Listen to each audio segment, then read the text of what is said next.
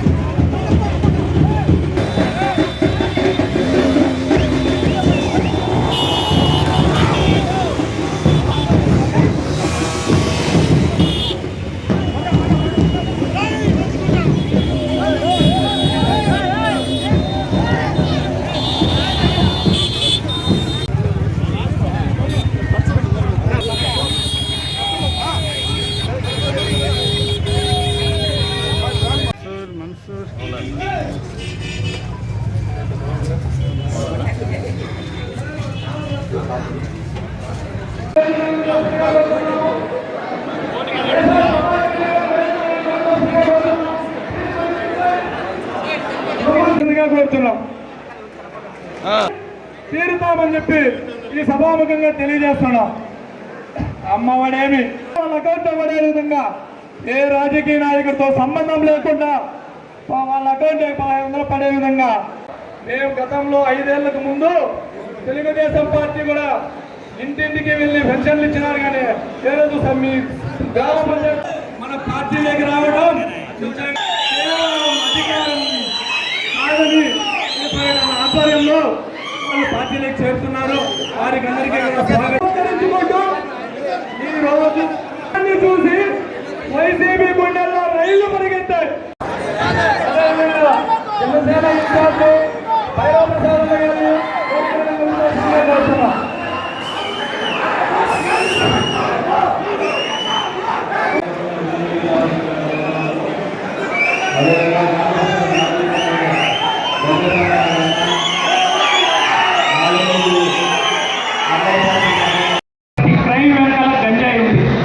గంజాయి నుంచి వచ్చే రూపాయి కూడా అడిగిపోతుందంటే తాడేపల్లి ప్యాలెస్ పోతుంది.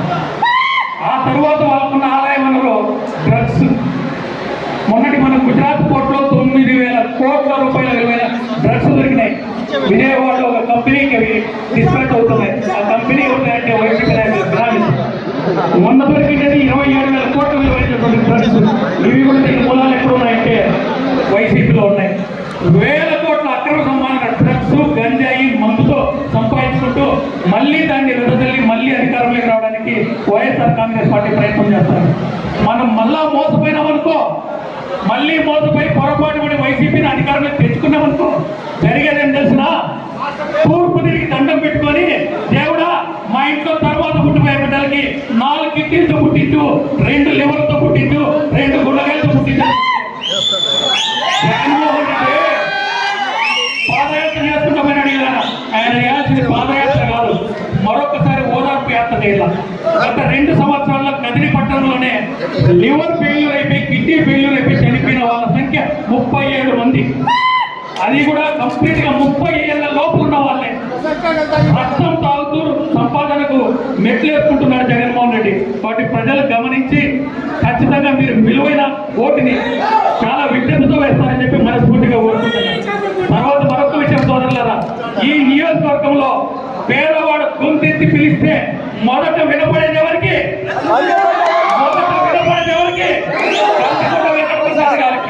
పేదవాడి గొంతు అర్ధరాత్రి పేదవాడు పిలిస్తే ఉలిసిపడి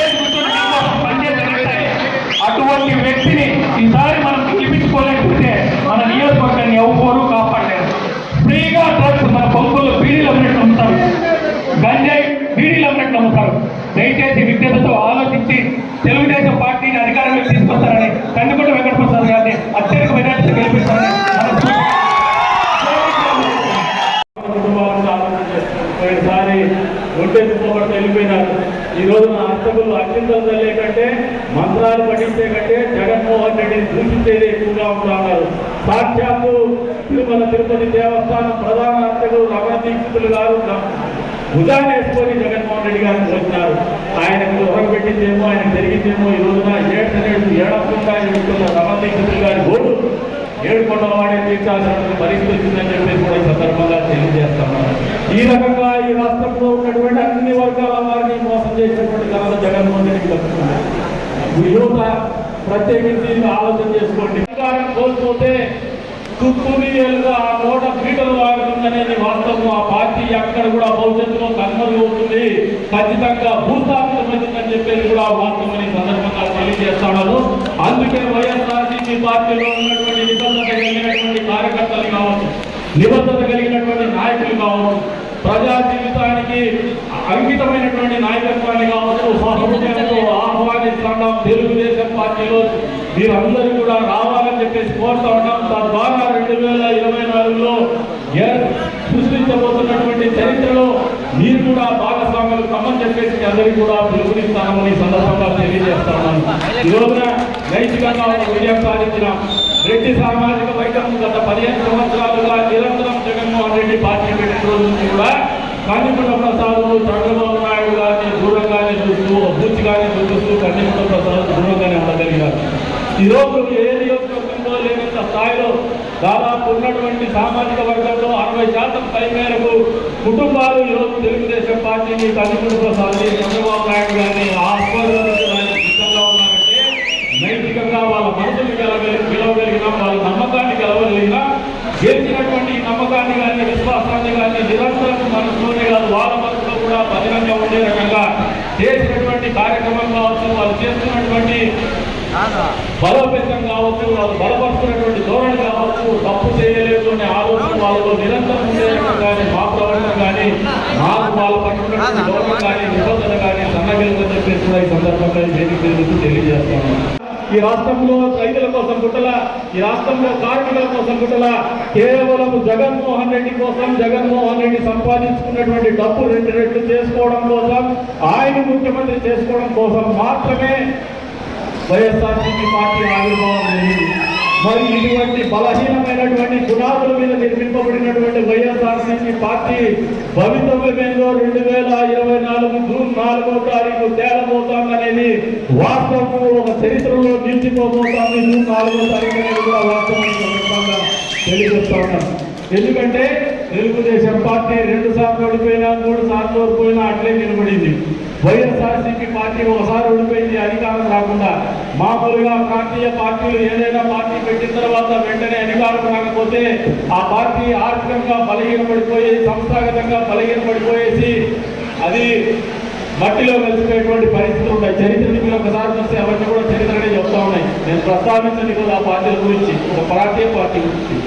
మరి జగన్మోహన్ రెడ్డి ఏ రకంగా ఒక ఓటర్ తర్వాత కూడా నిలబోసుకోగలిగినాడంటే వాళ్ళ అబ్బ వాళ్ళ ఆయన ముఖ్యమంత్రి అయినప్పుడు దోచుకోండి వేల కోట్ల లక్షల కోట్ల రూపాయలు ఆయన ఆర్థికంగా స్థిరత్వం అందించింది.